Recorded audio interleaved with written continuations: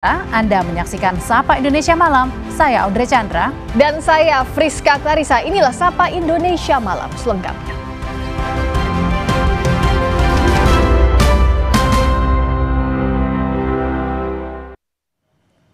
Saudara, polisi menangkap sejumlah pelaku penjarahan di rumah Menteri Keuangan Sri Mulyani dan politisi Partai Nasdem Nafa Urbach di kawasan Bintaro, Tangerang Selatan. Polres Tangsel bersama Ditreskrim Polda Metro Jaya masih menyelidiki kasus penjarahan yang terjadi pada Minggu dini hari. Saat ini kasus sudah naik ke tahap penyidikan. Polisi mengatakan sudah menangkap sejumlah tersangka yang terlibat penjarahan yang terjadi di wilayah Pondok Aren. Yang sudah kita amankan, sudah statusnya juga sudah kita tahan. Nanti mohon waktu rekan-rekan, kami sementara bekerja ya. Kejadian yang di Pondok Aren ada beberapa tersangka yang sudah kami amankan yang terlibat langsung, yang terbukti terlibat dalam kasus tindak pidana tersebut. Museum Bagawan Tabari Kediri, Jawa Timur yang ikut jadi korban penjarahan pada aksi demo 30 Agustus lalu mengimbau warga untuk mengembalikan barang peninggalan sejarah. Setelah melalui kurasi, ada satu arca besar berupa fragmen kepala Ganesha yang diduga hilang. Sedangkan barang museum lainnya terselamatkan meski kondisinya rusak. Selain barang peninggalan sejarah yang hilang, kaca pintu Museum Bagawan Tabari yang pecah dan rusak belum diperbaiki.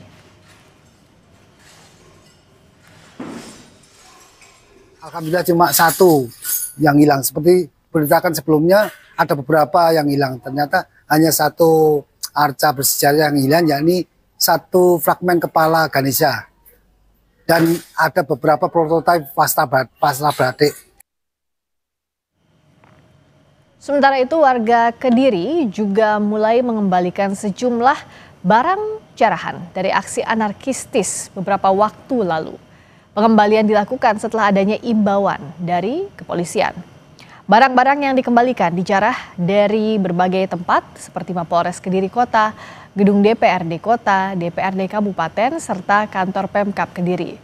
Selain bisa di kantor polisi terdekat, sebagian besar warga memilih mengembalikan barang ke kantor-kantor kelurahan atau kantor desa. Polres Kediri Kota sebelumnya mengeluarkan imbauan kepada warga untuk mengembalikan barang-barang yang dijarah.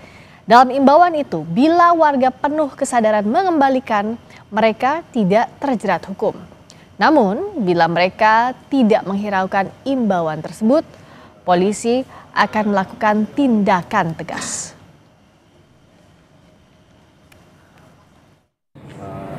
Mulai dari kulkas, TV, kursi, kemudian peralatan kantor, printer, TV, dan lain-lain itu sudah terkumpul di Satreskrim Polres Kediri Kota. Nanti sampai dengan batas waktu yang telah kita tentukan, kita akan melakukan pengembalian kepada instansi tersebut. Sorotan berikutnya, Wakil Menteri Hak Asasi Manusia Mugianto mengunjungi korban demo di Kota Makassar. Wamen menjamin seluruh biaya pengobatan ditanggung pemerintah. Wamenham pastikan kondisi korban demo dirawat secara baik dan diperhatikan negara. Terkait dengan permintaan PBB kepada pemerintah untuk meneliti pelanggaran HAM yang terjadi selama gelombang demo, Wamen bilang sedang melakukan penyelidikan adanya pelanggaran hak asasi manusia.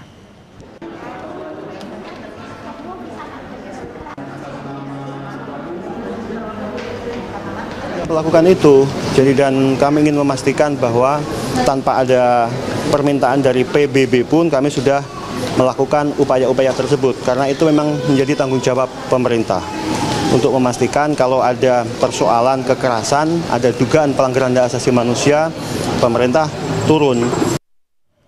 Pasca kantor DPRD NTB dibakar saat aksi demo Sabtu 30 Agustus lalu, seluruh aktivitas rapat paripurna, komisi dan fraksi menumpang di kantor Gubernur NTB.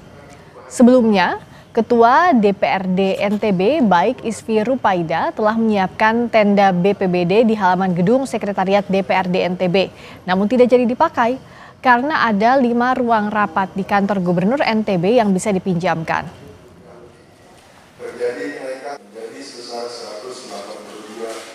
Alhamdulillah, yang penting kita bisa bekerja dimanapun berada, mau di kantor gubernur, mau di kantor dimanapun berada. Yang penting kita bisa bekerja, menyampaikan apa yang menjadi tugas dan fungsi kita. Tim SAR gabungan saudara mengevakuasi jasad dari penumpang helikopter PKRGH yang jatuh di wilayah Tanah Bumbu, Kalimantan Selatan. Meski posisi jenazah penumpang sudah diketahui di hari kemarin, tapi evakuasi baru dilakukan hari ini karena terhalang kondisi cuaca. Tim SAR gabungan berangkat dari posko di Desa Emil Baru, Mantewe dengan berjalan kaki menuju lokasi penemuan bangkai helikopter. Tim SAR menempuh jarak sekitar 5 jam untuk bisa sampai di lokasi. Basarnas memastikan 8 jenazah penumpang helikopter PKRGH yang jatuh di Tanah Bumbu, Kalimantan Selatan sudah berhasil dikumpulkan. Tapi proses evakuasi masih terhambat kondisi medan yang curam dan cuaca buruk. Bahkan hujan juga turut menjadi faktor penghambat. Jenazah yang dievakuasi akan dibawa ke Rumah Sakit Bayangkara Polda Kalsel Banjarmasin untuk diidentifikasi. Berdasarkan pengamatan awal, terdapat korban lain yang ada di dalam badan helikopter heli tersebut. Namun jumlahnya belum bisa dipastikan tadi karena kondisi cuaca juga waktu karena sudah gelap. Yang jelas kondisi helikopter itu dalam keadaan terbakar. Sementara Bidokes Polda Kalimantan Selatan mulai mempersiapkan proses identifikasi korban jatuhnya helikopter di kawasan Mantewe, Tanah Bumbu. Tim DVI akan mengumpulkan data antemortem sebelum dilakukan identifikasi lebih lanjut. Bidokes Polda Kalsel juga telah meminta keluarga korban memberikan ciri-ciri korban, data medis, dan DNA. Tim antemortem ini tugasnya adalah mengumpulkan data korban dan ciri khas serta petunjuk-petunjuk yang kita nantinya butuhkan pada saat korban sudah kita terima dan kita lakukan pemeriksaan postmortem. Nah, jadi tim postmortem nanti akan melakukan pemeriksaan korban, ya, kemudian menentukan bagian-bagian ya karena kita juga tidak bisa prediksi ya kalau kondisi stres ini bisa menjadi hal-hal yang dari derajat ringan sampai derajat parah bersama. Satu keluarga berjumlah 5 orang ditemukan terkubur di dalam rumah. Polisi masih terus menyelidiki dan memeriksa saksi untuk mengungkap kasus ini.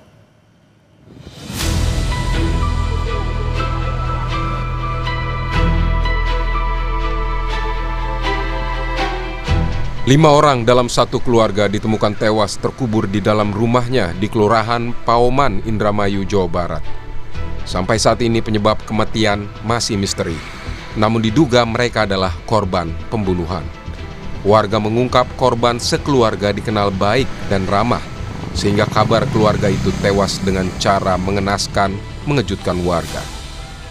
Keluarga Pak Budi tuh baik, ya ramah, ya nggak inilah maksudnya mah nggak nyangka gitu sampai bisa ada kejadian kayak gini tuh. Jadi nggak ada kecurigaan dia meninggal apa bu? Tapi keseharian seperti itu. Iya, jadi ya kurang tak nggak dikira nggak meninggal aja gitu. Tapi baik Pak sama warga sekitar. Baik, orangnya enak. Gitu. Kasus terungkap usai kerabat korban mendatangi rumah untuk mencari keberadaan korban yang hilang kontak selama beberapa hari. Saat itu warga tak menemukan korban, namun mencium aroma tak sedap dari dalam rumah. Hingga akhirnya korban ditemukan tewas terkubur di dalam taman rumahnya. Kita susah lost kontak, pasti dobrak, kita cari-cari semua, motor, mobil ada semua. Kita nggak nemuin apa-apa juga, cuma kita nemuin bau bangkai. Nah dipikir itu bangkai tikus atau apa gitu kan. Udah sampai ke lantai atas juga nggak ketemu apa-apa, terus akhirnya kita pulang. Nah, saya dapat kabar lagi tuh habis maghrib. Polisi telah melakukan olah TKP dan meminta keterangan 5 saksi. Polisi masih melakukan penyelidikan untuk mengungkap kasus ini. Meminta keterangan sebanyak 5 orang, kemudian jenazah telah dibawa ke Rumah Sakit Bayangkara Losarang Indramayu untuk dilakukan identifikasi dan otopsi. Kriminolog Adrianus Meliala menyebut penyelidikan kasus ini akan sulit diungkap lantaran adanya campur tangan warga saat menemukan korban, sehingga berpotensi mengacaukan alat bukti di TKP. Ada indikasi bahwa dikatakan dalam berita bahwa ada kaki menyembul, itu harus masyarakat berhenti dan kemudian memanggil polisi. Tidak lagi masuk ke TKP bahkan lalu menggali. Itu saya kira satu praktek yang buruk yang menurut saya perlu kita semua katakan bahwa itu adalah salah. Mengapa? Karena banyak sekali kasus di mana memang niatnya sih baik ya untuk menolong, tapi lalu akan mengacaukan betul TKP, membuat lalu TKP menjadi tidak lagi asli, dan nanti ujung-ujungnya menyulitkan pekerjaan polisi. Kalau kemudian lalu polisi tidak bisa mengungkap, lalu kemudian polisi pun yang disalahkan. Kelima korban yang masih satu keluarga kini telah dimakamkan di tempat pemakaman keluarga di Desa Sindang, Indramayu, Jawa Barat. Tim Liputan Kompas TV. Informasi berikutnya, sopir kendaraan taktis Rantis Brimob Bribka Rohmat menjalani sidang etik di Mabes Polri. Sidang akan mendalami terkait dengan teknis saat insiden yang menewaskan Afan Kurniawan. Sidang etik yang digelar Propam Polri hari ini menghadirkan satu terdakwa, yakni Bribka Rohmat, yang merupakan pengendara mobil Rantis penabrak Afan Kurniawan Kamis pekan lalu. Menurut Komisioner Kompolnas Khairul Anam, sidang akan mendalami soal mengapa satu kendaraan taktis ini dapat berjalan tanpa rombongan dan tetap melaju usai menabrak korban Afan Kurniawan. Anam menambahkan sidang etik perlu menggali situasi secara faktual saat peristiwa penabrakan seperti kondisi massa saat itu, situasi di dalam Rantis, hingga psikologis sopir.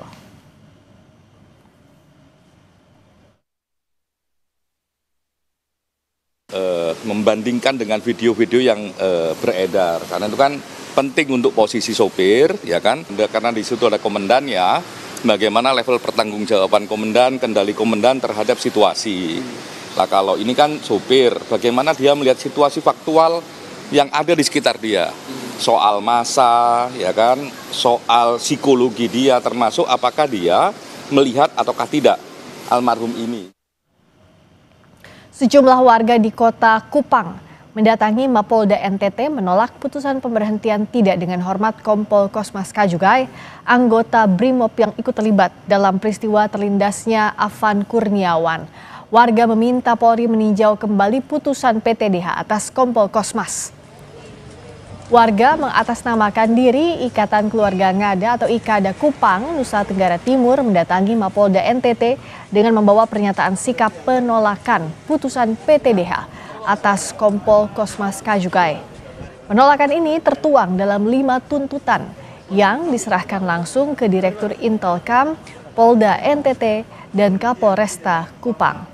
Berharap Polri meninjau kembali putusan PTDH atas Kompol Kosmas. Pasca gugur saat aksi unjuk rasa. Menolak dengan keras putusan pemberhentian tidak dengan hormat kepada Kompol Kosmas Kajugai. 2. Menolak dengan keras mekanisme persidangan etik yang terkesan terlalu cepat dan mempertanyakan kualitas pembuktiannya. 3. Kompol Kosmas Kajugai bukan bertindak sebagai total yang berada dalam mobil Rantis, melainkan sedang dalam upaya menyelamatkan diri dari amukan massa yang mulai anarkis. Sorotan berikutnya, Majelis Sidang Etik Polri menjatuhkan sanksi pemecatan terhadap Kompol Kosmas Kajugai buntut kasus tewasnya seorang pengemudi ojek online Afan Kurniawan. Kompol Kosmas yang merupakan Komandan Batalion Resimen 4 Korps Brimob Polri ini resmi dipecat dari Polri karena pelanggaran etik berat. Proses dalam sidang etik Polri juga melibatkan Kompolnas.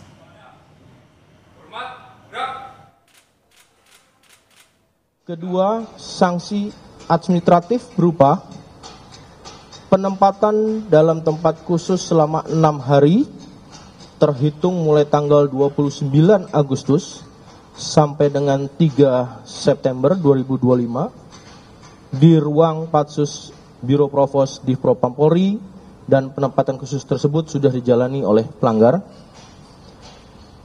B. Dalam sanksi administratif, pemberhentian tidak dengan hormat sebagai anggota Polri. Menangis di hadapan Majelis Sidang Etik Polri, Kompol Kosmas Perwira yang duduk di samping sopir rantis yang menabrak Afan Kurniawan mengaku hanya menjalankan tugas sesuai arahan komandan.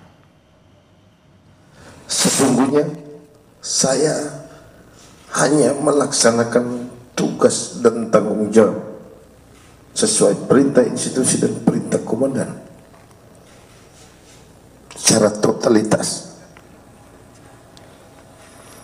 untuk menjaga keamanan dan ketertiban umum, juga keselamatan seluruh anggota yang saya wakili, walaupun juga dengan risiko yang begitu besar. Perkembangan terkini dari sidang etik anggota BRIMOB penabrak ojol Afan Kurniawan disampaikan jurnalis Kompas TV Fedriska Ananda dan juru kamera Roy Ilman. Fedriska, apa sudah ada putusan sidang etik Bribka Rohmat?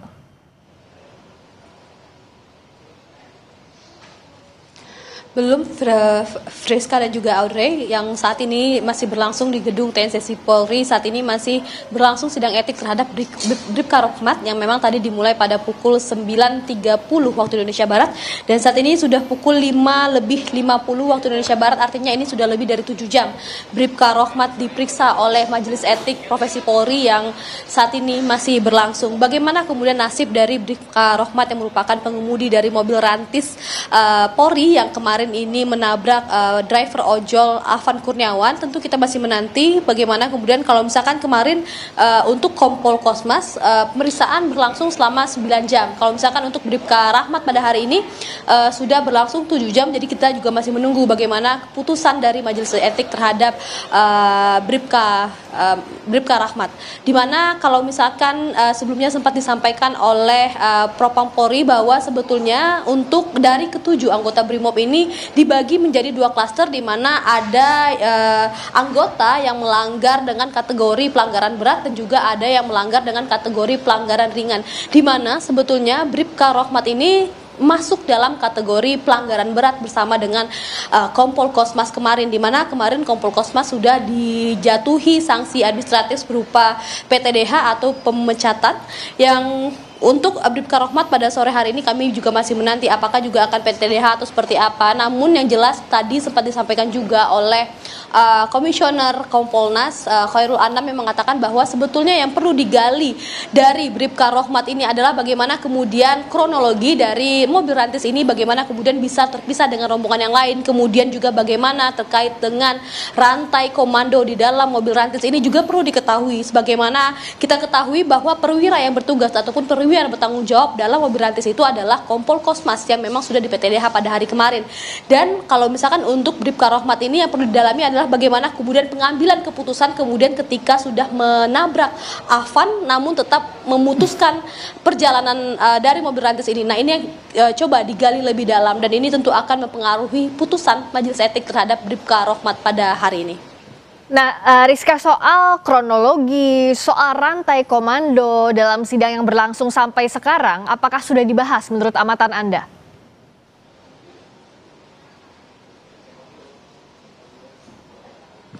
Memang untuk sidang pada hari ini, baik pun kemarin sebetulnya digelar secara tertutup, namun memang terbuka untuk publik, hanya saja bisa diikuti oleh eksternal berupa Kompolnas, kemudian juga Komnas HAM. Jadi informasi yang kami dapatkan bagaimana kemudian berjalannya sidang etik ini hanya kami dapatkan dari Komisioner Kompolnas dan juga Komnas HAM.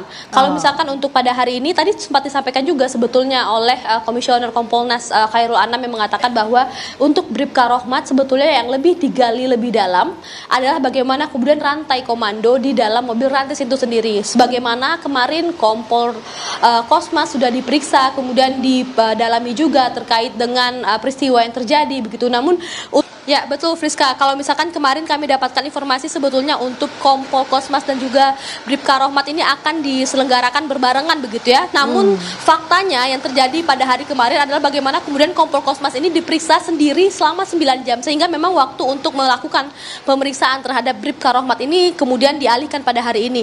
Nah, informasi yang kami dapatkan untuk 5 anggota BRIMOB yang lainnya ini akan diperiksa secara berbarengan. Karena memang kalau misalkan disampaikan oleh Divisi Propam Polri kemarin masuknya dalam kategori pelanggaran ringan begitu. Jadi memang ancaman hukumannya ini adalah sanksi demosi ataupun mutasi. Terima kasih Fedriska Ananda. langsung memantau sidang kode etik terhadap Bribka Rahmat hari ini terkait dengan meninggalnya Afan. Saudara, setelah ini kami hadirkan informasi dari ex-Mendikbudristek Nadiem Makarim ditetapkan jadi tersangka pengadaan laptop dengan kerugian negara 1,9 triliun rupiah. Nadiem langsung ditahan di Rutan Salemba, Jakarta.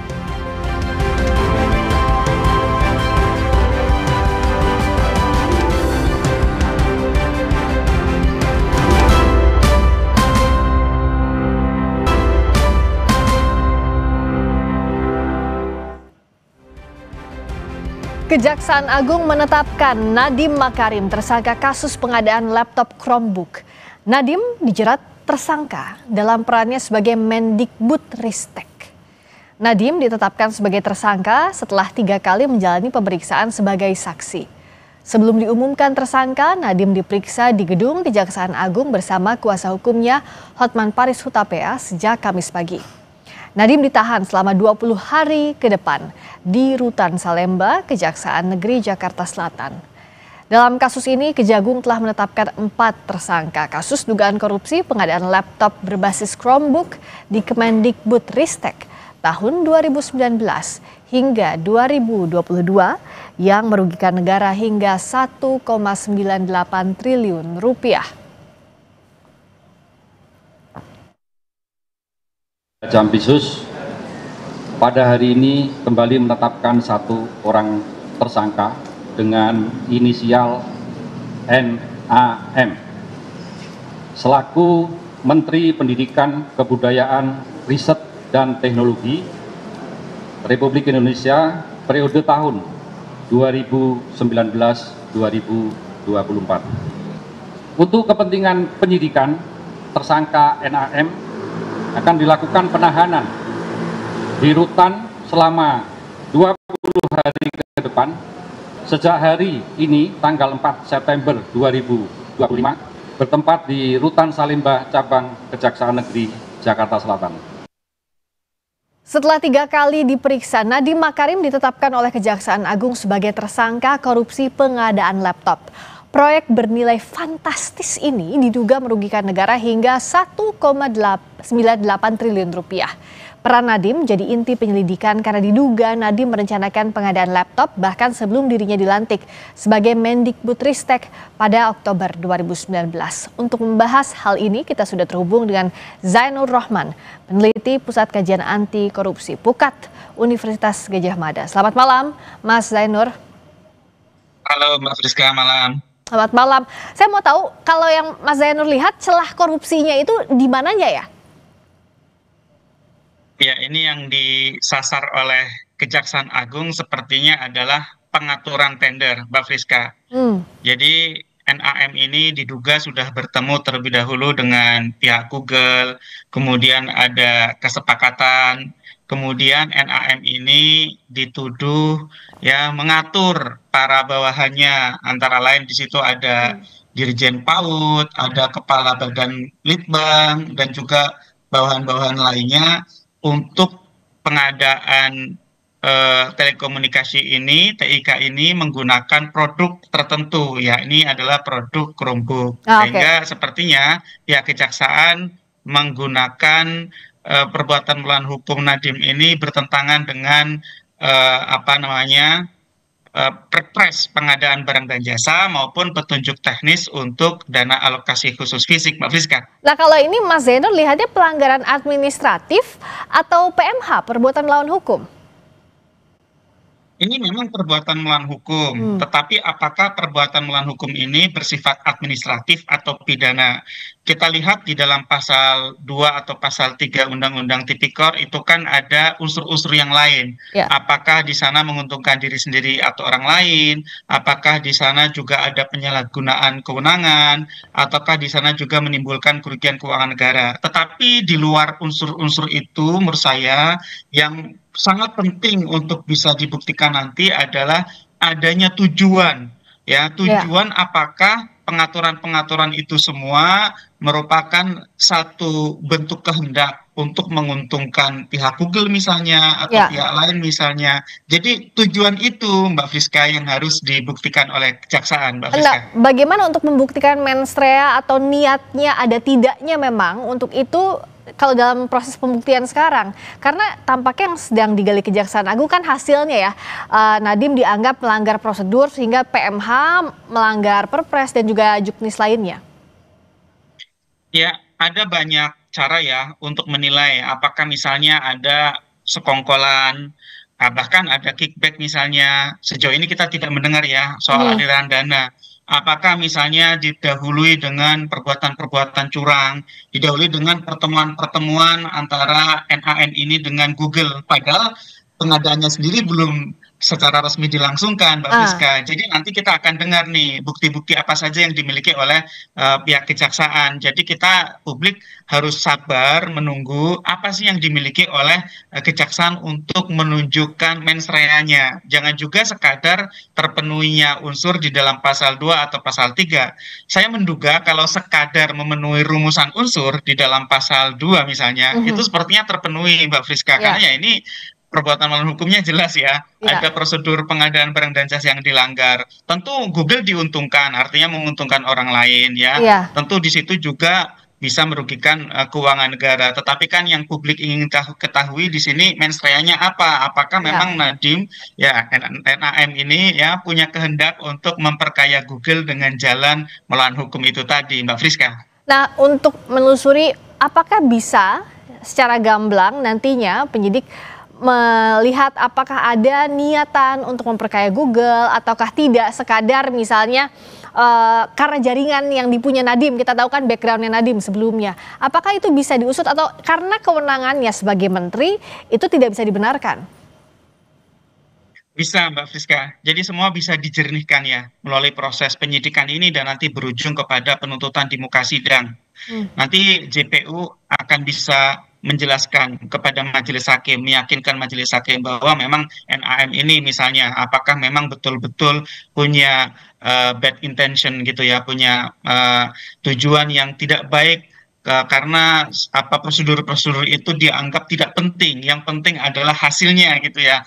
Ataukah yang kedua ternyata ada konflik kepentingan kalau tadi Mbak Friska sebut, karena NAM ini habitat sebelumnya di bidang teh, apakah kemudian di sana ada misalnya konflik kepentingan, Mbak Friska? Konflik kepentingan misalnya karena jaringan pertemanan, jaringan kolega di dunia teknologi, informasi gitu ya. Jadi nanti akan bisa dibuktikan. Tapi kalau kita lihat gitu ya, selama memang jaksa bisa membuktikan adanya niat jahat tersebut, ya kita sangat yakin bahwa itu tidak pidana korupsi. Tapi kalau bukan, kalau tidak, ya tidak bisa membuktikan adanya mens rea itu, ya kita lihat di sini kemungkinannya adalah bentuk pelanggaran hukum administratif, perbuatan hukum di bidang hukum administratif. Tetapi sekali lagi ya, kalau dari kasus-kasus yang lain sih, dari sisi unsur pasal sepertinya tetap akan terpenuhi, Mbak Friska. Oke, nah sekarang kan beban beratnya di Nadiem, terakhir Mas Zainur. Nah, bagaimana untuk Nadiem membuktikan sebaliknya? Karena kan Nadiem bilang bahwa ini kalau untuk dia integritas nomor 1, tapi kan pada praktiknya sudah terjerat kasus ini.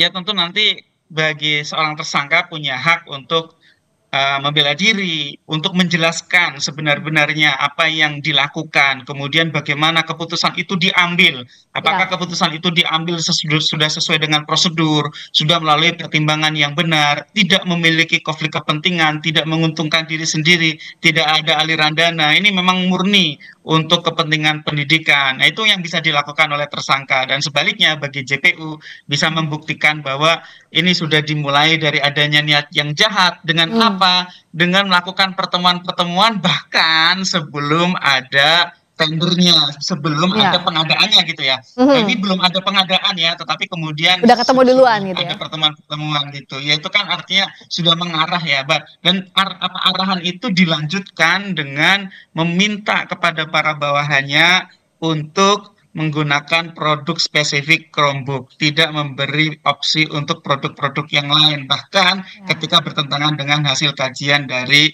Litbang Kementerian Pendidikan itu sendiri, Mbak Friska. Dan ini bisa jadi warning juga untuk pejabat negara lainnya. Terima kasih Mas Zainur Rohman, peneliti Pusat Kajian Anti Korupsi UGM. Terima kasih. Berikutnya saudara, kami kembali dengan informasi muncul tuntutan rakyat 17+8. Akankah pemerintah dan DPR bisa memenuhi tuntutan tersebut sesuai tenggat? Sesaat lagi di Sapa Indonesia Malam.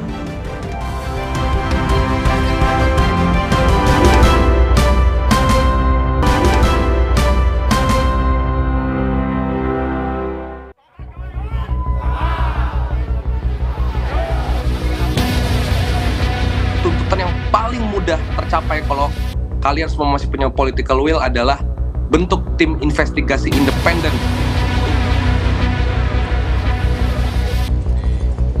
Maka yang pertama akan diselesaikan dalam waktu yang cepat adalah KUHP. Dan setelah itu baru kita akan masuk dalam undang-undang perampasan aset. Karena ini dari 17+8 permintaan itu beberapa bahkan malah mundur gitu ya. Yang kekerasan itu setelah tuntutan dikeluarkan bahkan masih terjadi di beberapa hari setelahnya gitu ya. Jadi malah mundur gitu.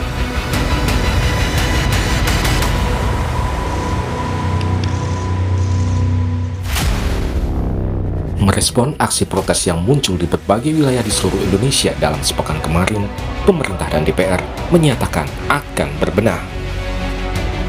Presiden Prabowo saat bertemu pimpinan parpol pekan lalu menyatakan pemerintah dan DPR akan lebih mendengarkan aspirasi rakyat. Prabowo bilang aspirasi yang disampaikan rakyat akan dicatat dan ditindaklanjuti. Dan juga para pimpinan DPR telah berbicara dan para ketua umum partai juga sudah menyampaikan melalui ketua fraksi masing-masing bahwa para anggota DPR harus selalu peka dan selalu berpihak kepada kepentingan rakyat. Kepada seluruh masyarakat, silahkan sampaikan aspirasi yang murni dan tuntutan dengan baik dan dengan damai. Kami pastikan akan didengar, akan dicatat, dan akan kita tindak lanjuti. Namun janji-janji untuk menindaklanjuti tuntutan rakyat tersebut tentunya belum cukup. Sejumlah elemen masyarakat melalui media sosial merumuskan sejumlah tuntutan rakyat yang dinamakan 17+8 tuntutan rakyat. Tuntutan ini juga disertai tenggat waktu bagi lembaga-lembaga terkait untuk menindaklanjutinya. Untuk tuntutan jangka pendek, tenggat waktunya adalah tanggal 5 September 2025. Beberapa tuntutan yang masuk target jangka pendek antara lain pembentukan tim investigasi independen terkait kasus demonstrasi rusuh di berbagai daerah yang mengakibatkan 10 orang meninggal dunia. Tuntutan lain adalah penghentian kekerasan oleh polisi dan pembebasan pendemo yang ditangkap, evaluasi anggota DPR bermasalah, dan evaluasi tunjangan maupun fasilitas anggota DPR. Tuntutan-tuntutan tersebut banyak disuarakan mahasiswa dan pegiat media sosial. Yang pertama, saya ingin ada tim investigasi independen untuk dibentuk sesegera mungkin mengusut tuntas berbagai persoalan berkaitan dengan dugaan makar terutama. Sehingga kemudian kami bisa lebih lega bahwa gerakan kami hari ini ditunggangi oleh siapa, harus jelas dalangnya siapa. Dan yang kedua, kami berharap amanat yang dibebankan kepada pundak-pundak bapak-bapak sekalian itu betul-betul dijalankan untuk amanat rakyat. Iya, betul Mas. Ini tuntutan 17+8 lah yang tadi dibawa teman-teman Mas di audiensi juga, kemudian seluruh fraksi KT lagi membahas ini juga. Di dalamnya nih ya, saya usul buat wakil rakyat kalau memang masih ada wakil rakyat. Salah satu tuntutan yang paling mudah tercapai kalau kalian semua masih punya political will adalah bentuk tim investigasi independen untuk mengawal seluruh korban kekerasan aparat selama sepekan demonstrasi terakhir. DPR ini sebagai wakil sipil, wakil rakyat, yang bisa dong mendorong agar penuntasan keadilan untuk korban ini terwujud. Agar aparat tidak lagi menggunakan senjatanya. Kalau perlu, pimpinan tertingginya, Kapolri, ya harus dicopot sepaket dengan reformasi Polri di dalamnya. Militer juga jangan diikut sertakan di dalam krisis demokrasi dan sipil ini. Merespon tuntutan masyarakat, DPR akan berkoordinasi dengan pemerintah untuk membentuk tim investigasi independen. Sementara soal fasilitas dan tunjangan anggota, DPR menyebut tunjangan rumah telah dihentikan. Apa yang dituntut oleh kawan-kawan semua terkait pembentukan tim investigasi akan indikasi adanya makar yang independen, tentu DPR akan menyampaikan kepada pemerintah, akan mengomunikasikan kepada pemerintah agar ini bisa dilakukan secepatnya yang independen, agar apa yang kejadian beberapa hari yang lalu tidak terulangi ke depan. Makanya penting untuk tuntutan soal tim investigasi ini. Melakukan evaluasi menyeluruh terhadap tunjangan anggota dewan dan khusus untuk tunjangan perumahan dihentikan terhitung sejak tanggal 31 Agustus 2025. Yang kedua, moratorium kunjungan kerja atau perjalanan dinas luar negeri anggota DPR serta melakukan efisiensi untuk kunjungan kerja di dalam negeri. Selain tuntutan dengan tenggat waktu jangka pendek, tuntutan rakyat 17+8 juga memuat tuntutan jangka panjang dengan tenggat waktu 31 Agustus 2026. Di antaranya adalah reformasi DPR, pengesahan undang-undang perampasan aset dan sistem perpajakan yang lebih adil, serta penegakan supremasi sipil yang diwujudkan dengan TNI kembali ke Barat. DPR menyatakan undang-undang perampasan aset akan dibahas setelah RUU KUHP selesai. Pimpinan DPR juga menjanjikan evaluasi dan reformasi lembaga DPR yang dipimpin oleh Puan Maharani. Kalau ini selesai, ini KUHP, karena ini saling terkait nanti supaya tumpang tindih, maka yang pertama akan diselesaikan dalam waktu yang cepat adalah KUHP. Dan setelah itu baru kita akan masuk dalam undang-undang perampasan aset. Karena ini terkait, 4 undang-undang ini terkait. Perampasan aset, KUHP, TPPU, dan Tipikor. Supaya tidak saling tumpang tindih satu undang-undang dengan undang-undang yang lainnya.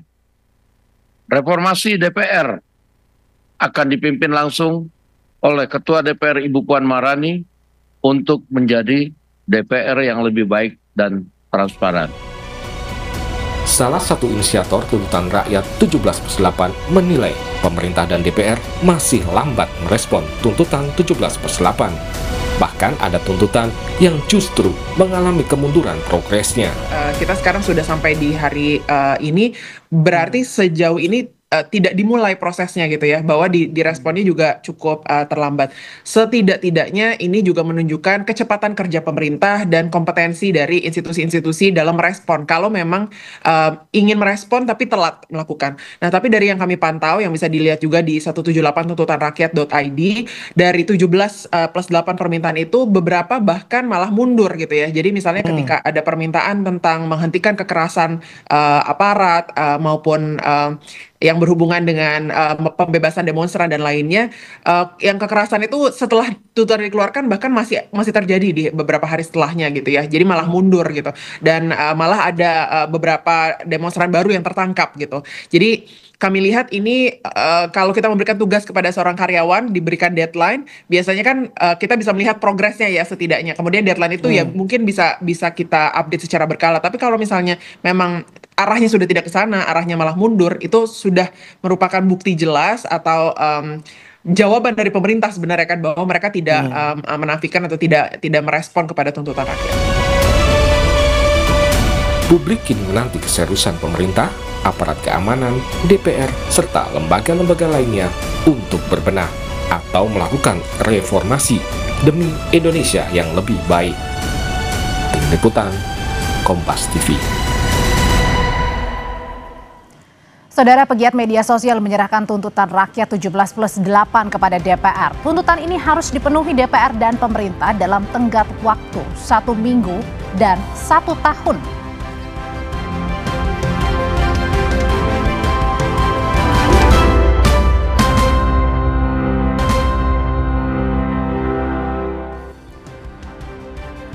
Saudara, pegiat media sosial hari ini menyerahkan tuntutan rakyat 17+8 kepada DPR. 17+8 tuntutan rakyat berisi 25 tuntutan rakyat yang harus dipenuhi DPR dan pemerintah dalam tenggat waktu 1 minggu dan 1 tahun. Beberapa pegiat media sosial yang menyerahkan 17+8 tuntutan rakyat ini diantaranya adalah Abigail Limuria, Andovida Lopez, Jerome Pauline, dan Andita Utami. Penyerahan tuntutan rakyat 17+8 diterima Wakil Ketua Komisi 6 DPR dari fraksi Gerindra, Andre Rosiade, dan anggota Komisi 6 dari fraksi PDI Perjuangan, Rieke Diah Pitaloka. Sebelumnya, tuntutan rakyat 17+8 ini viral di media sosial. Tuntutan memuat hal-hal yang harus dilakukan DPR, pemerintah, polisi, dan TNI, serta lembaga lainnya yang merupakan rangkuman tuntutan yang disuarakan dalam unjuk rasa di berbagai daerah pada pekan lalu.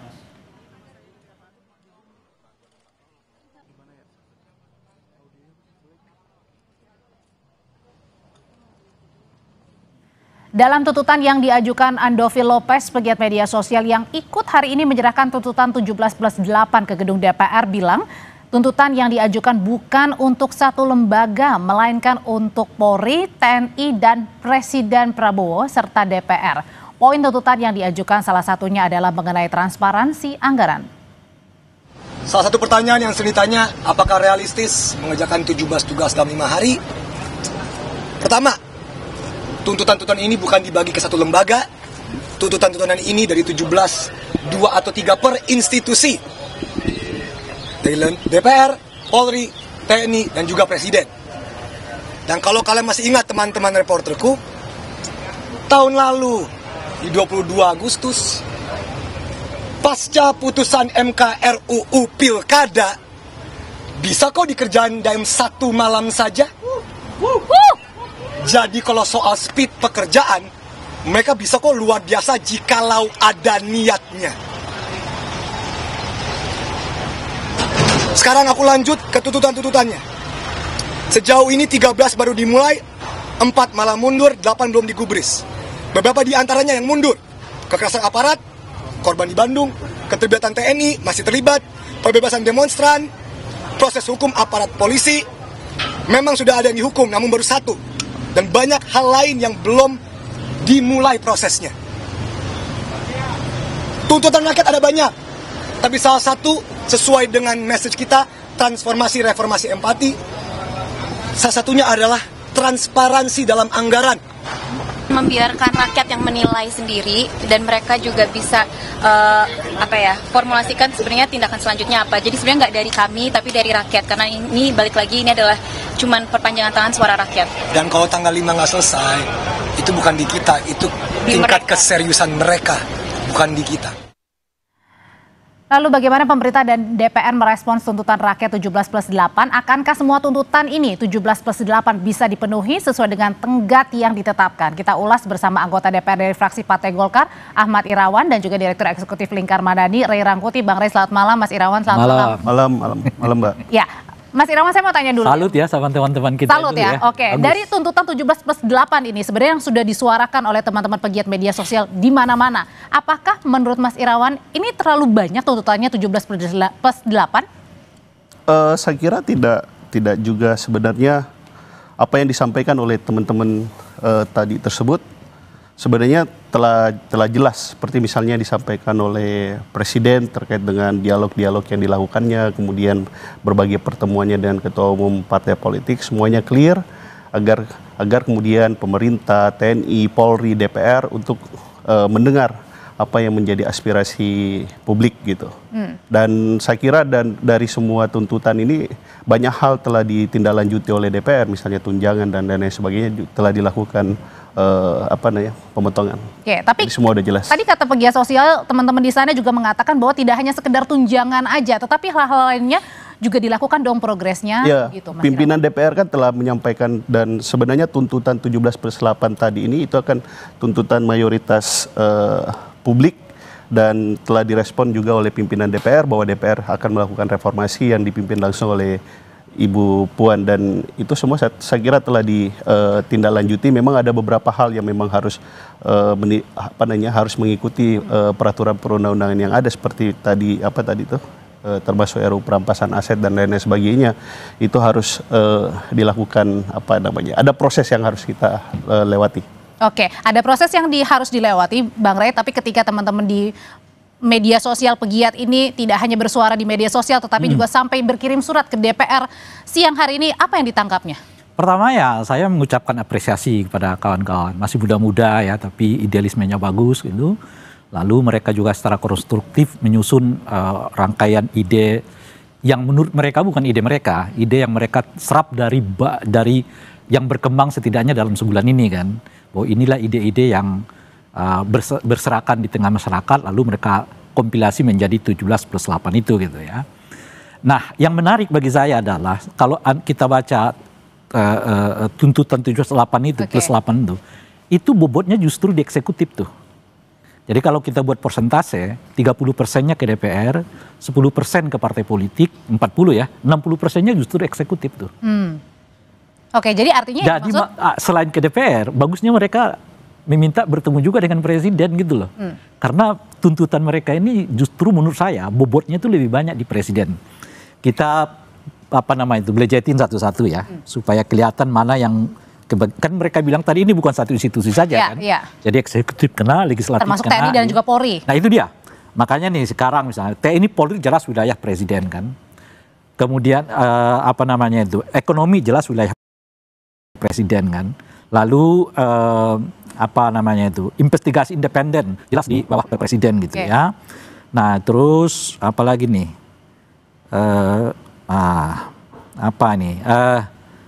Kementerian Sektor Ekonomi jelas di presiden gitu ya. Kemudian perpajakan jadi lebih berat artinya adalah ke pemerintah begitu. Jadi kalau kita buat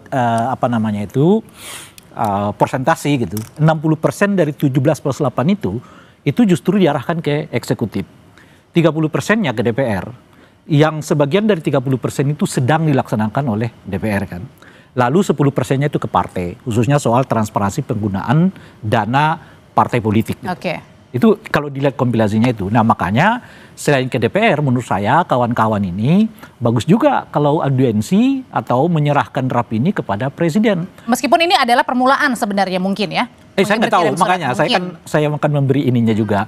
Kalau dilihat dari tulisan Anda ini 17+8 ini justru bobot yang paling banyak harus ambil ini kewajibannya gitu loh ya, tanggung jawabnya itu ada di presiden gitu. Oke, Mas Irawan, ini juga ada tenggat waktu dari teman-teman pegiat media sosial. Tadi dikatakan ada yang butuh waktu 1 tahun, ada yang bahkan juga kemarin bilang tenggat waktunya sampai 5 September. Akankah beberapa hal ini dapat direalisasikan selain tadi ya pembatalan tunjangan? Malah DPR banyak hal yang telah dikerjakan dan diselesaikan sebelum tenggat waktu selesai, yang seperti yang diminta oleh publik atau teman-teman aktivis sosial media tadi.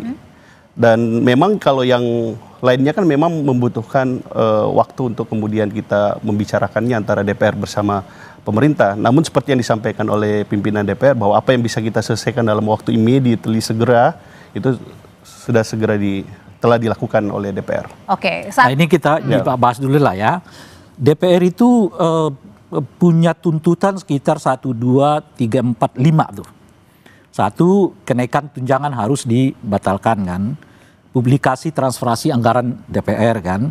6, kepemilikan harta anggota DPR harus dilacak oleh KPK gitu. 7, yang keempat ya berarti ya, mendorong Badan Kehormatan untuk memeriksa anggota DPR yang dianggap melecehkan aspirasi publik kan.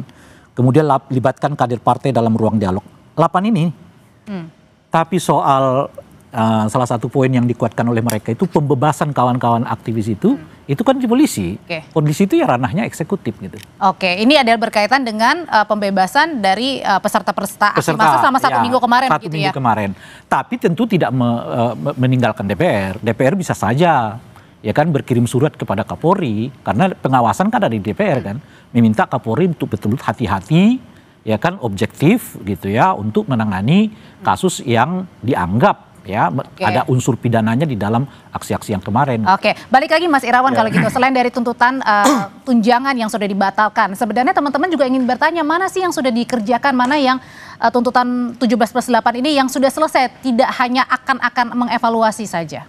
Ya sebenarnya itu sudah tidak masuk evaluasi, tapi sudah dilaksanakan seperti tadi yang disampaikan Bang Rey. Termasuk juga yang sedang on progress seperti yang disampaikan oleh pimpinan DPR adalah bagaimana mengawasi proses penyelidikan yang ada di kepolisian, kaitannya mana yang memang benar-benar melakukan aksi demonstrasi murni dalam menyampaikan tuntutan publiknya, mana kemudian yang sedang diselidiki oleh polisi karena melakukan misalnya kekerasan, penjarahan dan lain sebagainya, termasuk proses yang transparan dan adil terhadap yang diduga melakukan Makanya hari ini dilakukan rapat bersama rapat komisi 3 bersama dengan Polri, TNI. Oh kalau itu saya nggak tahu, di luar komisi saya. Tetapi sepengetahuan saya bahwa pimpinan DPR hari ini bersama fraksi-fraksi membicarakan komitmen reformasi DPR yang akan dilakukan oleh DPR. Ada yang paling penting tuh soal RUU perampasan aset kan. Nah itu memang wilayah domainnya DPR, tapi bobotnya kan tetap ada unsur eksekutif di dalamnya kan. Nah ini menurut saya bagusnya secepatnya diumumkan oleh DPR kapan mau dibahas. Kebetulan pada saat-saat ini kan mereka lagi masuk masa sidang 1 ya. Nah di masa sidang pertama itu umumnya belanja masalah. Kalau belanja masalah ya salah satunya adalah RUU perampasan aset ini. Tinggal nanti ditetapkan akan dibahas kapan ya kan, bisa diselesaikan kapan. Dalam hitungan saya April 2026 undang-undang perampasan aset udah bisa ditetapkan. Harusnya sudah bisa. Iya, kalau gitu pembahasan saya. Tapi saya juga menolak kalau pembahasan khususnya ya RUU perampasan aset itu dilakukan dengan sekejap mata. Tetap harus ada dalam konteks koridor pembahasan yang sehat. Oleh karena itu saya berharap nggak diambil alih oleh Balek. Sebab kalau diambil alih oleh Balek bisa cepat tuh. Kadang-kadang melupakan aspirasi publik gitu. Seperti yang terjadi di undang-undang TNI kan gitu loh. Revisi undang-undang apalagi tuh. Umumnya diselesaikan di Balek karena cepat sekali prosesnya. Termasuk yang disebutkan oleh kawan-kawan tadi tuh. Bagaimana DPR kok tiba-tiba mau memparipurnakan putusan Mahkamah Konstitusi yang notabene tanda kutip ya mengingatkan bahwa putusan MA itu nggak berlaku di pilkada tentang batas usia maksimal itu yang tahun lalu ya. Yang tahun lalu kan semalam karena melalui proses Balek gitu. Nah kita berharap nggak melalui proses Balek, dia tetap harus dibahas sesuai dengan yang semestinya, di mana partisipasi publik masuk sebanyak-banyaknya. Inilah yang diinginkan partisipasi publik Mas Irawan, dan tadi juga dari teman-teman ini meminta agar setiap progresnya ini disampaikan ke publik, transparansinya disampaikan ke publik, dilibatkan juga publiknya.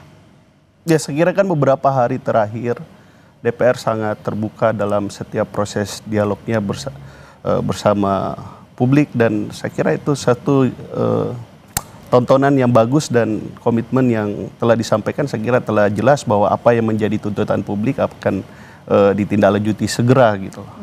Dan itu saya kira sudah jelas, termasuk bahkan saya termasuk mengapresiasi apa yang dilakukan oleh Bapak Presiden Prabowo dalam rangka menyelesaikan berbagai masalah dan tuntutan publik ini. Tapi kalau dari Bang Rey melihat sendiri bagaimana caranya juga, tadi kan teman-teman diapresiasi juga sama Bang Rey bahwa ketika mengirimkan surat resmi begitu diterima oleh anggota DPR juga kan siang hari ini. Tapi bagaimana juga melihatnya bahwa ini adalah aksi yang mereka ingin suarakan, ini kumpulan dari 17+8 ini adalah aksi-aksi atau catatan-catatan dari masyarakat, tetapi juga bagaimana dengan para peserta juga yang kemudian masih belum dibebaskan, yang mereka juga sebenarnya bersuara. Ini bagaimana cara bisa membedakan? Maksudnya membedakan apanya? Iya, maksudnya aspirasi yang disuarakan benar-benar memang mereka menyuarakan aspirasi begitu. Yang kawan-kawan yang influencer ini? Iya, yang influencer dengan yang berada di dalam begitu, yang saat ini belum dilepaskan begitu. Itu sebetulnya mudah kalau kita bisa mengakses pasal-pasal yang diberlakukan dan dugaan-dugaan tindak pidananya gitu. Nah, cuma saya berdasarkan bacaan yang saya terima di media ya. Misalnya kasus saudara Alfredo itu, dia kan dituduh melakukan penghasutan oleh Del Pedro ya, Bang? Del Pedro, yang Lokataru dituduh melakukan penghasutan. Saya baca tuh, beliau ini kan ahli hukum ya. Saya baca itu, ternyata hanya soal pernyataan dia harus berani, gitu ya kan, lawan gitu. Ya di mana-mana demonstrasi macam-macam ya kalimat itu pasti keluar. Nah ini bagaimana caranya membedakan bahwa ini menyampaikan maksud saya kalau kita baca nih dalil-dalil yang disebutkan oleh kepolisian itu terhadap orang-orang yang dituduhkan ini sekarang, ada kesan memang dibuat pasal-pasalnya gitu loh. Nah, tentu tugas DPR salah satunya mengawasi, ada Kompolnas salah satunya mengawasi. Jangan lupa, ada presiden juga yang bisa segera mengawasi. Dan sebetulnya langkah paling elegan itu ya di luar yang seorang yang bisa dibuktikan secara nyata melakukan perusakan, penghancuran terhadap harta benda, baik individu maupun negara gitu, harus dibebaskan. Harus dibebaskan? Iya. Tapi kan itu melanggar kalau yang perusakan ataupun penjarahan juga. Itu makanya di luar yang nyata-nyata bisa dibuktikan melakukan penjarahan, melakukan itu perusakan terhadap barang individu maupun negara, ya tentu saja berlaku hukum. Di luar itu ya dibebaskan. Nah itu gimana kalau cuma soal bahwa dia menyatakan begini, lah yang namanya di lapangan tuh ya membuat orang bersemangat macam-macam ya bisa bisa gimana macam-macam. tanggapan Mas Irawan? Ini kan juga salah satu bukti bahwa pegiat yang datang ke DPR ini juga mereka serius begitu. Gimana juga dengan teman-teman yang tadi juga kemudian sampai dengan sekarang mungkin masih belum dilepaskan begitu? Ya makanya kan yang disampaikan oleh pimpinan DPR kemarin, nanti pimpinan DPR akan berkomunikasi bersama kepolisian untuk kemudian dilakukan pemilahan. Mana yang memang kemudian demonstran tersebut memang murni dalam rangka penyampaian aspirasi dan tuntutan, mana memang yang kemudian motivasinya adalah memang hanya untuk melakukan kekerasan dan penjarahan yang tadi Pak Rey juga setuju bahwa itu harus kemudian dilakukan penindakan gitu. Nah kaitannya dengan proses terhadap demonstran ini, tentu negara kan menghormati terkait dengan proses penyampaian aspirasi publik termasuk jaminan terhadap aksi demonstrasi.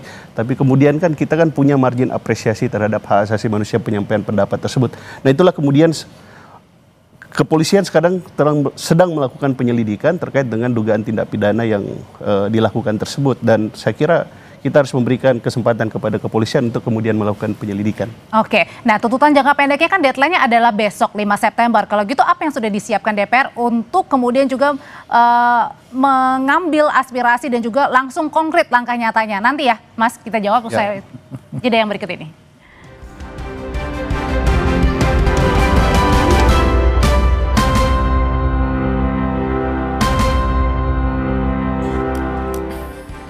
Bang Rey, jadi kalau menurut Anda sendiri dari tuntutan 17+8 yang tenggat waktunya adalah besok 5 September, yang mana yang sudah kira-kira dikerjakan? Kalau tadi Mas Irawan bilang kan sudah nih dikerjakan. Kalau soal sanksi lah ya, nah, kan sudah 3 orang yang sudah dinonaktifkan, meskipun kita nggak mengenal istilah ini berkaitan dengan ya, anggota DPR. Okay. Kemudian kalau soal tunjangan, ya kita harus lihat nanti di APBN 2026. Ini kan sekarang lagi pembahasan nih. Biasanya November akan ditetapkan untuk APBN 2026. Apakah tunjangan-tunjangan itu dihapuskan atau tidak? Gitu. Nah kalau soal RUU perampasan aset, nah makanya saya mau mengatakan itu dibahasnya bisa nanti Januari. Karena memang masa sidang kedua kan pembahasan gitu. Tapi sekarang mereka bisa tetapkan jadwal tuh. Bahwa RUU perampasan aset masuk dalam prolegnas tahun 2026. Berarti akan dibahas Januari 2026 sampai April kan. Sehingga nanti bisa ditagih oleh rakyat. Setidaknya besok itu udah ada pengumuman tuh yang berkaitan dengan itu. Perampasan aset gitu ya, kapan akan dibahas itu. Tapi saya kira juga ya, karena lagi-lagi ya, saya mengatakan 60% tuntutan ini sebetulnya lebih banyak ke eksekutif dibandingkan ke legislatif gitu. Ada baiknya juga, DPR menginisiasi untuk melakukan pembahasan revisi undang-undang kepolisian menuju ke arah reformasi institusi polisi. Kan itu yang berulang-ulang kan disebut dalam tuntutan mereka kan. Nah, karena saya tidak melihat presiden itu punya kemauan di situ gitu. 2 kali presiden pidato tentang yang terjadi sejak 25 sampai tanggal 30 Agustus lah ya. 2 kali pidato itu nggak menyinggung sama sekali soal reformasi institusi polisi. Padahal 25 isunya DPR, 27, 28 isunya adalah reformasi institusi polisi. Kan 27, 28 itu kan orangnya sudah ke Polda Metro Jaya kan. Itulah makanya akhirnya juga memuat 17+8 itu akhirnya dirangkum dan kemudian digaungkan lagi begitu ya. Itu makanya gini loh, kalau kita baca nih pasca peristiwa penabrakan terhadap Afan itu, kan banyak sekali rilis publik kan dari berbagai tokoh ya, dari berbagai organisasi macam-macam tuh, yang poinnya poin samanya itu satu tuh, yaitu reformasi institusi polisi yang dimulai dengan mengganti Kapolri dan Kapolda Jaya gitu loh. Kapolda Metro, Kapolda Metro Jaya. Nah itu sampai sekarang menurut saya nggak disinggung-singgung, nggak sentuh oleh Presiden. Itu makanya ditanya juga sama Makanya kalau menurut saya begini, kalau sampai tanggal 5 itu yang berhubungan dengan wilayah eksekutif nggak disentuh, ya mereka berkirim surat lah baiknya kepada Presiden. Oke, tapi kalau dari sejauh ini yang dilihat kemarin pimpinan DPR sudah menerima perwakilan mahasiswa juga sudah bersuara di dalam gedung DPR. Hari ini pegiat media sosial juga diterima. Ini sebenarnya jawaban-jawaban DPR sekarang memuaskan publik atau masih belum? Enggak, kita itu sudah pada level nggak percaya pada kata-kata. Gitu. Karena kata-kata itu sekarang... Tapi kan tunjangan sudah dibatalkan. Makanya menurut saya konkret aja nih. Kami akan bahas RUU perampasan aset tanggal berapa. Masa sidang berapa, tahun berapa. Kan bisa ditetapkan tuh. Mintanya katanya tanggal konkretnya langsung. Iya makanya. Misal satu. Yang kedua soal penarikan tunjangan. Nanti coba diperlihatkan aja. Kita akan koreksi nih poin-poin ini yang masuk bagian dari tunjangan-tunjangan anggota. Oke, berarti artinya mau detail sampai ke akar-akarnya, ke konkretnya, bukan hanya detail tapi konkret juga langsung. Saya mengatakan begini, progresnya sekarang itu penjelasan macam-macam tuh dalam bentuk tindakan, bukan lagi dalam bentuk lisan. Oke, kita tanyain ke Mas Irawan. Sebenarnya nggak hanya penjelasan, tindakan udah. Kami telah menerima surat terkait dengan penghentian berbagai tunjangan yang menjadi tuntutan publik itu kaitannya dengan tunjangan perumahan. Terus juga kami telah mendapatkan arahan tidak ada kunjungan ke luar negeri sebagaimana yang diminta oleh Presiden, oleh publik, semuanya telah ditindaklanjuti oleh Jadi apa yang secara internal bisa diselesaikan dan ditindaklanjuti oleh DPR itu telah ditindaklanjuti oleh DPR, kecuali kemudian yang sifatnya yang kita harus Bung Erawan, bagusnya itu mestinya surat-surat itu Anda bawa. Ini momennya Anda perlihatkan. Ini surat pimpinan DPR yang meminta kami tidak melakukan itu. Nah itu katanya yang diminta katanya bagusnya, transparansi juga katanya Mas, gimana? Iya. Nanti saya perlihatkan. Oke. Tapi intinya bahwa itu telah dilakukan dan dilaksanakan. Nah, dan kami telah diinformasikan. Oke, berikutnya juga tadi dalam tuntutan 17+8 juga mereka meminta agar membebaskan seluruh demonstran yang ditahan tanpa kriminalisasi dan mengadili aparat pelaku kekerasan secara transparan. Ya itulah yang saya sampaikan tadi, bahwa lebih baik kita memberikan kesempatan kepada kepolisian untuk kemudian melakukan penyelidikan, untuk kemudian bisa melakukan suatu tindakan pemisahan, mana yang kemudian benar-benar demonstran itu murni menyampaikan tuntutannya, mana kemudian demonstran yang memang maksudnya hanya untuk melakukan penjarahan dan kekerasan. Itulah yang sedang dikawal oleh DPR agar prosesnya bisa berlangsung secara transparan dan adil sebagaimana disampaikan oleh pimpinan DPR. Oke, artinya dalam proses itu bisa saja dong 5 September ini kemudian kan artinya butuh proses juga. Gimana caranya juga meminta publik atau publik juga bersedia untuk menunggu, Bang Rey? Maksudnya gini, yang perlu kita ingatkan ya sebetulnya gitu. Ini ada dua tuh, sikap protes dengan aksi protes. Aksi protes ini bisa menurun. Mungkin orang nggak ke jalanan. Ya, itu aksi namanya. Tapi sikap protes itu tetap terpelihara. Nah yang lupa elit-elit politik kita ini adalah melihat di lapangan tuh nggak ada aksi protesnya. Tapi mereka lupa bahwa sikap protes itu tetap ada di kepala banyak orang. Yang begitu peristiwa itu terjadi, nggak bisa terkendalikan. Itu aja kita ingatkan kepada elit ini. Jangan Anda melihat karena demonstrasinya udah berkurang. Jadi dianggap sudah selesai. Ya. Sikap protes itu ada di kepala orang. Kita bicara yang substantif deh ya. Apakah kesenjangannya udah Anda atasi? Apa reformasi institusi polisinya Anda sudah lakukan? Apakah pemberantasan korupsinya udah dilakukan dengan sungguh-sungguh? Nah misalnya hari ini saya mengatakan di beberapa tempat. Coba kita hitung lagi nih, termasuk Bung Ahmad Irawan ya. Berapa koruptor yang sudah dipenjarakan oleh polisi? Tapi berapa aktivis yang dipenjarakan oleh polisi? Kadang-kadang nggak berbanding antara aktivis yang ditangkap oleh polisi dengan koruptor yang ditangkap oleh polisi. Nah, hal-hal yang kayak begini di memori orang, kalau yang berhubungan dengan presiden, kekuasaan, kayaknya lambat banget nih proses hukumnya gitu. Tapi kalau yang berhubungan dengan rakyat jelata kayak kita itu, cepat banget. Ada orang yang sudah diputus 5 tahun yang lalu yang sampai sekarang. Oke, berarti artinya butuh. Itu yang saya maksudkan, jangan dianggap protes-protes kecil yang berserakan itu karena nggak muncul sebagai satu kesatuan, nggak punya bahaya. Sebab begitu yang menjadi satu kesatuan, peristiwa 27 terjadi 8. Dan semuanya kita menjadi linglung. Ya kan? Tiba-tiba muncullah pernyataan, ada makar, ada anarki. Orang udah hidup di abad 20, cara menangani demonstrasi masih di abad 19. Kira-kira gitu loh.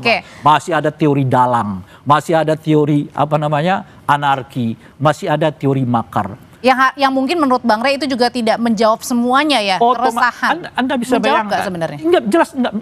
Alih-alih menjawab, yang ada itu adalah, saya udah mengatakan tadi, kita hidup ini udah di tahun 2025. Tapi cara polisi, cara presiden menghadapi kritik-kritik ini, itu masih seperti tahun 2000-an gitu loh Bang. Selalu dimunculkan teori makar, selalu yang ditonjolkan mereka menangkap aktivis-aktivis. Apakah hal ini juga menjadi catatan sendiri bagi DPR, Mas Irawan, bahwa apa yang dikerjakan dahulu-dahulu untuk menanganin para aksi pengunjuk rasa atau demonstran ini ternyata berbeda, karena kan kaumnya sendiri berbeda sekarang ini, anak-anak muda yang bersuara di media sosial dan akhirnya pada minggu lalu klimaksnya begitu. Ya, makanya sebenarnya tidak ada bahwa ini hanya sekedar jadi catatan. Ini sudah menjadi sikap dan pikiran DPR untuk kemudian melakukan reformasi seperti apa yang disampaikan oleh publik dalam berbagai aksi demonstrasinya. Jadi tidak ada seperti kata Bang Rey bahwa DPR misalnya meremehkan situasi, terus kemudian hanya penjelasan, tidak ada tindakan. Sebenarnya beberapa hari terakhir ini kan sebenarnya gambaran bentuk konkret dari apa yang sedang dilakukan oleh DPR, dan yang lain-lain kan memang membutuhkan waktu dan proses. Tapi kalau ada suatu tindakan yang bisa dilakukan oleh seketika, itu telah dilakukan oleh DPR gitu loh. Tapi mungkin ini juga adalah bentuk akumulasi dari mereka yang menunggu setiap harinya perubahan-perubahan dan akhirnya pada saat minggu lalu pecah terjadi. Jadi ibaratnya mereka juga menagih kesabaran yang selama ini sudah mereka tunggu gitu, Mas Irawan. Ya itulah makanya kita udah sampaikan dan akan melakukan apa yang menjadi tuntutan publik gitu loh. Dan pimpinan DPR telah menjelaskan bahwa kami akan melakukan reformasi internal dan akan dipimpin oleh Ibu Puan bersama pimpinan DPR lainnya dan bersama pimpinan fraksi lainnya. Presiden jelas, pimpinan-pimpinan partai politik jelas, pimpinan DPR RI jelas bahwa DPR harus berbenah gitu. Terkait dengan tuntutan lainnya, insya Allah DPR akan mengawal seperti apa yang dalam waktu sesegera mungkin berarti ya? Dalam waktu yang sesegera mungkin yang memang menjadi wilayah jangkauan DPR gitu lah. Kalau gitu terakhir Bang Rey singkat saja, sambil menunggu apa yang kemudian juga harus diperlihatkan, tadi kan sudah ada janji bahwa akan sesegera mungkin melakukan kerja-kerja yang menjadi tuntutan, bagaimana juga publik harus merespon menunggu ini? Menunggu yang mana? Menunggu dari setiap 17+8 tuntutan itu. Pertama kan yang paling bisa lakukan sekarang tuh bebaskan segera orang-orang yang ditahan oleh kepolisian yang berdasarkan kritik. Ya. Yang kedua adalah sebagusnya presiden menyatakan kepada publik bahwa ia akan memimpin reformasi institusi polisi yang ditandai dengan pergantian pucuk pimpinan di Kapolri maupun mungkin Polda Jaya. Gitu ya. Yang ketiga adalah membuat jadwal yang pasti tentang rencana pembahasan undang-undang perampasan aset. Kalau tiga ini dilakukan terang benderang macam-macam, saya kira publik melihat ada kemauan untuk melakukan pertumbuhan itu. Mungkin nggak akan menjawab semuanya, tapi kan setidaknya orang akan melihat kita sedang berjalan. Gitu loh kira-kira ya. Daripada Anda seringkali mengungkapkan ada makar, ada anarki, ya kan? Ada dalang gitu. Itu teori tahun 90-an. Udah nggak terlalu. Bang, kalau masih ada kesempatan, seperti yang saya kepolisian kita beri kesempatan untuk melakukan penyelidikan terhadap aksi demonstrasi kemarin, agar kemudian kita bisa menemukan satu kebenaran dari apa yang kemudian Kalau menjadi dugaan-dugaan dan kecurigaan publik. Anda nggak usah sebutkan, ya. Itu dengan sendirinya berjalan. Yang perlu kita kawal itu bukan soal apakah polisi punya kesempatan atau tidak. Yang perlu kita kawal itu jangan sampai polisi mengkriminalisasi orang. Itu yang kita perlu kawal. Ya makanya, pokoknya yang murni demonstrasi menyampaikan pendapatnya, itu kita harus kawal, kita minta Polri untuk membebaskan. Di luar itu dipidana begitu. Tetapi kalau yang melakukan kekerasan, penjarahan, itu silahkan kepolisian untuk melakukan penindakan hukum. Mas Irawan, terima kasih. Bang Rey, terima kasih. Sama-sama. Selamat malam.